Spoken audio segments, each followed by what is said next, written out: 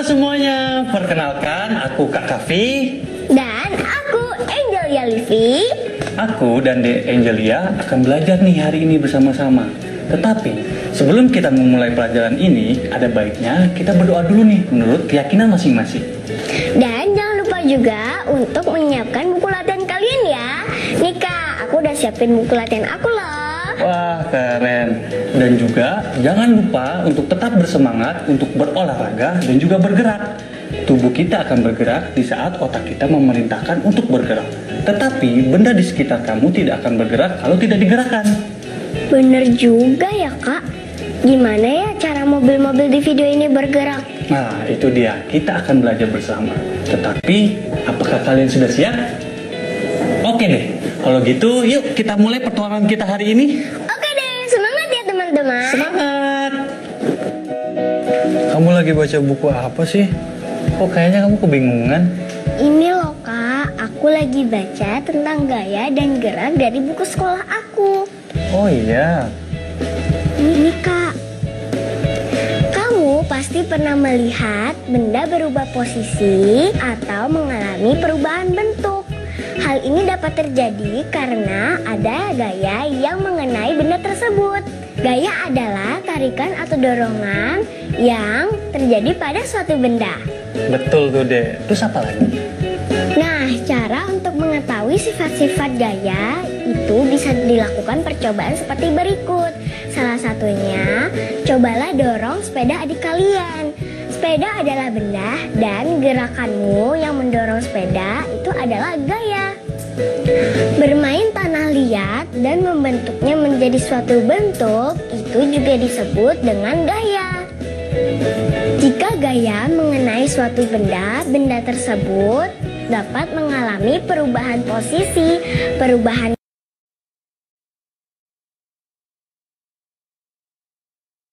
Bikin kan dia jatuh ke tanah?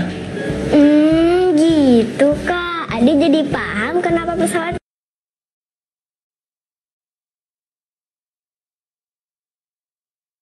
Di medan listrik. contohnya Kak? Nah, contohnya seperti kakak menyalakan kipas angin. Pernah lihat kan? Pernah Kak? Nah, dan yang terakhir adalah gaya magnet. Nah, ini kakak bawa 2 magnet nih. Satu buat kamu ya. Oh, ini kayak namanya magnet. Aku baru lihat. Nah, coba kamu dekatkan kutub S ke kutub N yang punya kakak. Nempel kan dia Kak? Kok bisa gitu ya? Nah, ini yang disebut dengan gaya. Aku Nah, selanjutnya kamu belajar apa tuh? Oh ini Kak, tentang gerak. Aku bacain ya. Oke. Gerak adalah perubahan tempat atau kedudukan suatu benda baik sekali ataupun berkali-kali. Cepat atau lambatnya benda bergerak dipengaruhi oleh beberapa faktor. Salah satunya adalah ukuran dan bentuk benda. Cepat atau lambatnya benda bergerak dengan cara menggerakkan 2 benda yang berbeda. Jika kamu mendorong meja dan mendorong bola, kamu akan mengetahui bahwa bola akan lebih cepat bergerak dibandingkan dengan meja. Nah, betul banget tuh deh. Coba sekarang kakak mau tanya nih. Tutup buku dulu kamu. Udah? Dah. Nah, coba sekarang kasih tahu kakak, apa itu gaya? Gaya adalah suatu perubahan tempat atau kedudukan dari benda baik sekali maupun berkali-kali. Benar kan Kak? Yap, betul sekali. Nah, sekarang kakak mau tanya nih, kamu masih ingat nggak dengan apa yang kakak kasih tahu tadi? Kamu masih ingat nggak sih ada berapa macam gaya dan apa aja jenisnya? Coba ya Kak, ada ingat-ingat dulu. Oke, kakak kasih waktu 5 detik. Hitung mundur dimulai. 5, 4, 3, 2. Ayo. Bentar Kak, bentar. 1. Silakan jawab deh. Kira-kira ada bisa jawab gak ya? Ada gaya otot, gaya gravitasi, Ya. gesek, magnet, dan listrik. Bener gak Kak? Bener nggak ya? Bener. Selanjutnya nih, tadi kan kamu sudah baca tentang gerak. Nah, kakak mau tahu nih, apa sih yang kamu ketahui tentang gerak? Kalau itu mah Ade masih ingat Kak. Gerak adalah suatu perpindahan tempat atau kedudukan benda yang terjadi baik sekali maupun berkali-kali. Betul. Nah, kakak ada dua pertanyaan terakhir nih. Menurut adik, apa hubungan antara gaya dan gerak? Menurut Ade sih nggak bisa terjadi sebuah gaya kalau nggak ada gerak Kak. Betul. Kakak punya pertanyaan terakhir nih. Kamu suka bermain sepeda kan? Iya Kak. Nah, kakak mau tanya, gabungan gaya apa sih untuk menggerakkan sebuah sepeda?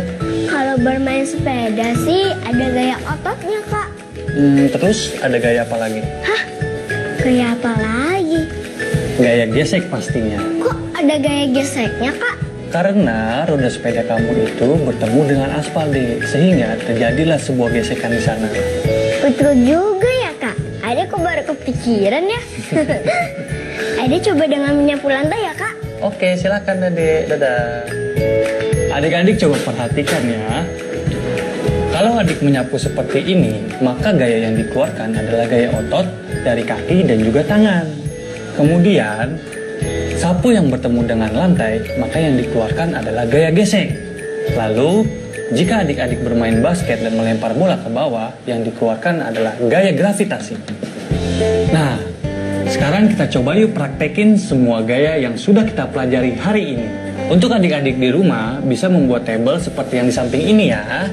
Carilah satu benda untuk kamu teliti. Semangat mengerjakan ya teman-teman. Kalian bisa meminta bantuan oleh ayah atau bunda. Selamat mengerjakan. Nah, sekarang kakak punya games nih. Untuk adik-adik di rumah, adik-adik bisa menyalin kolom TTS ini atau mencatat jawaban dari pertanyaan yang akan kakak berikan. Adik-adik sudah siap? Sudah siap Kak? Oke, kita menuju ke pertanyaan pertama. 1. Mendatar. Sebuah batu akan meluncur ke bawah karena adanya gaya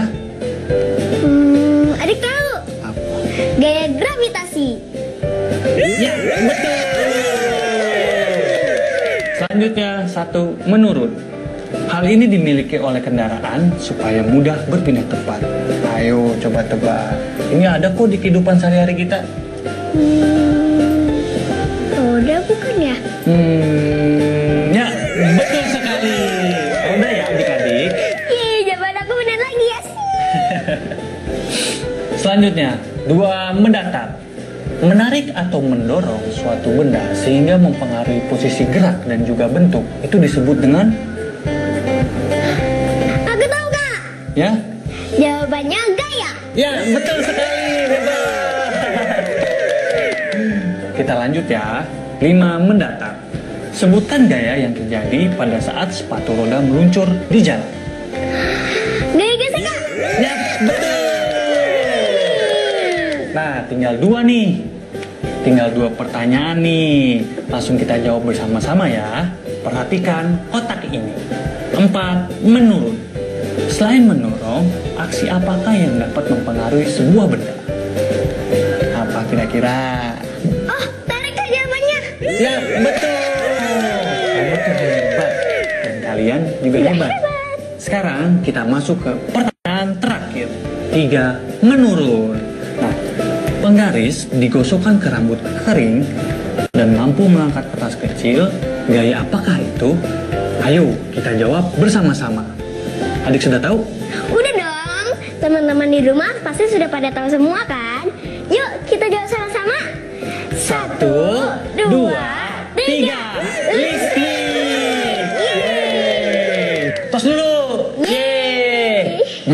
adik-adik di rumah bagaimana dengan jawabannya? Apabila sudah bisa menjawab semuanya dengan benar, kerja bagus ya adik-adik. Nah, teman-teman yang belum mendapatkan nilai yang bagus, gak apa-apa, jangan khawatir. Kalian bisa belajar lagi, baca buku kalian, dan tulis pendapatmu ya. Dan juga ayah bunda tetap semangat menemani teman-teman belajar. Semangat! Semangat!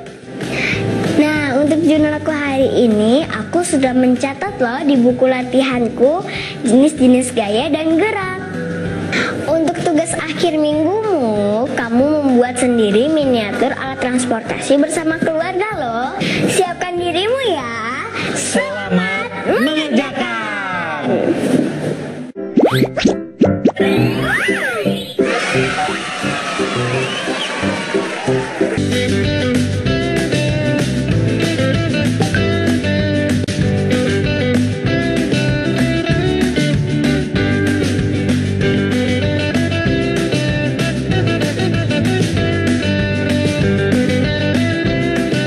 Kembali adik-adik. Kali ini kakak dan adik Angel akan berjalan-jalan virtual nih menggunakan mobil.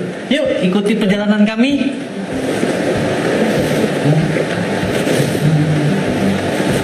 Kak, itu apa yang naik turun? Oh, itu namanya speedometer deh.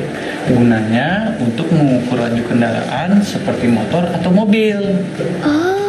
Nah, kalau jarum yang bergerak itu adalah untuk menunjuk angka yang sesuai pada saat kendaraan ini berjalan. Cara bacanya gimana, Kak? Nih, kakak jelasin ya. Jika angkanya berada di angka 20, berarti kecepatannya itu 20 km per jam. Oh, gitu, Kak. Nah, coba deh, kalau sekarang berapa nih? 60 angkanya, berarti 60 km per jam, benar gak, Kak? Ya, betul sekali. Kak, itu kenapa sih, Kak? Kaca mobilnya ada yang bulat, kotak, miring. Oh, itu karena kemiringan kacanya yang berbeda. Sudut badan mobil dan depannya itu pasti berbeda deh. Sudut? Sudut itu apa, Kak? Sudut itu adalah besarannya daerah yang dibentuk oleh dua garis dan dipersatukan di satu titik. Nah, coba deh sekarang kamu lihat tuh. Di luar sana ada mobil dan juga mobil angkot. Mobil itu mempunyai bentuk yang menarik. Besar sudut pada mobil itu memiliki tujuan agar mobil bisa berjalan dengan baik dan juga memiliki bentuk yang menarik. Contohnya nih, bagian depan mobil dibuat miring dengan sudut tertentu. Jadi angin itu tidak menjadi halangan untuk mobil berlaju kencang deh. Oh, gitu. Coba deh kamu lihat tuh sekitaran. Iya, Kak. Depan mobilnya bentuknya beda dari yang lain. Nah, perhatikan jalanan ini deh.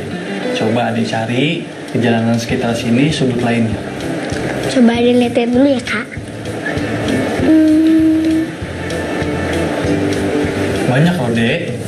Adik-adik di rumah juga bisa membantu mencari ya. Itu, Kak, ada bangku taman. Tapi gimana ya cara mengukur sudutnya? Apakah kamu sudah belajar mengukur dengan busur derajat? Belum, Kak. Oke, kakak ajarin ya. Siap, Kak.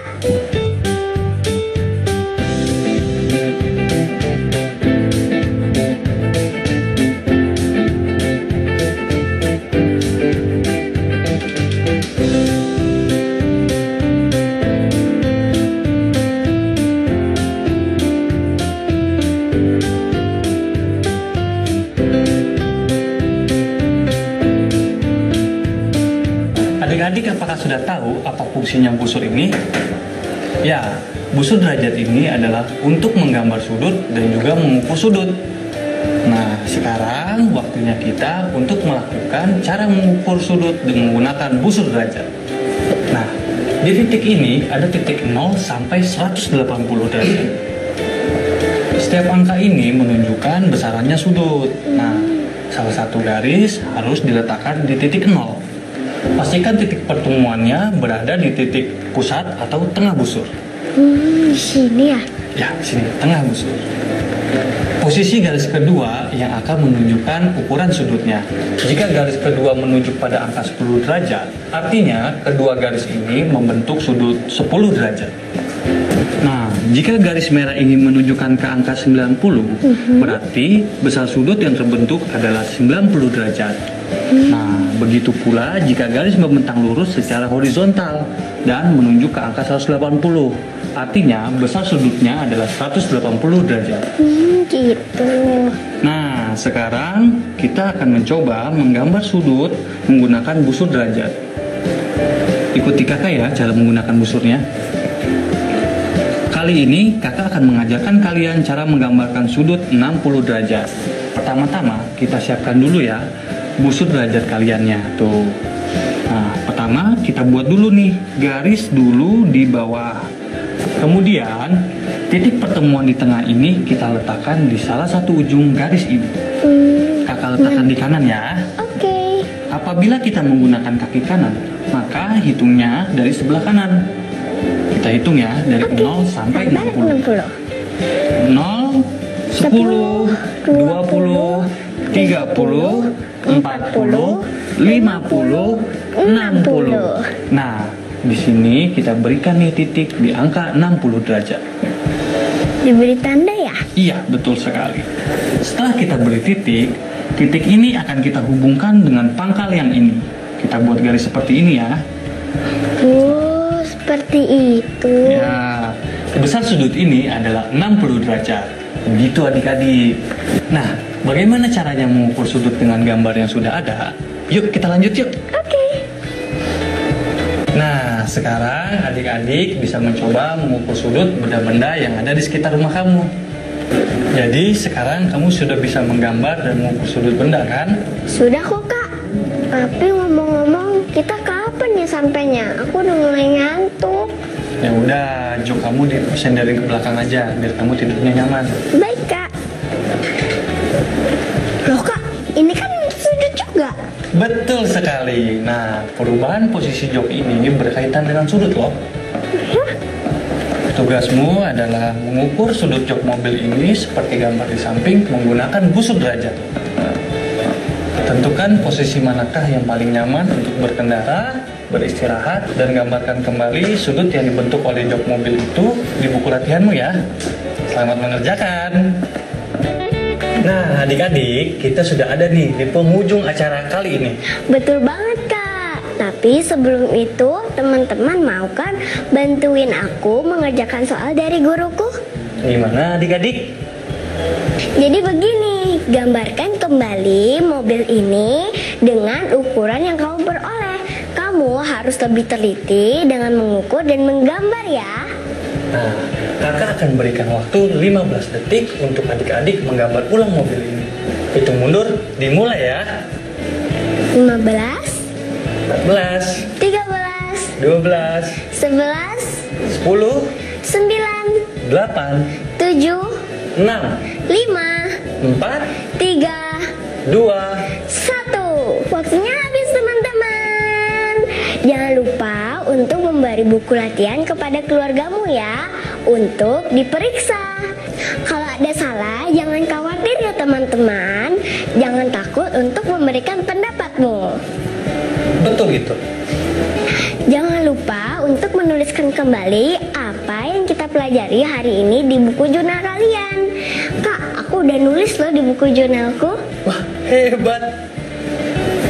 Hari ini aku belajar tentang gaya, gerak, membaca speedometer, menemukan sudut dari alat transportasi, serta menggambar dan mengukur menggunakan busur derajat. Jangan lupa dicatat ya teman-teman. Jangan lupa ya. Terima kasih adik-adik sudah mengikuti kakak Kavi dan juga adik Angel berpetualang di hari ini.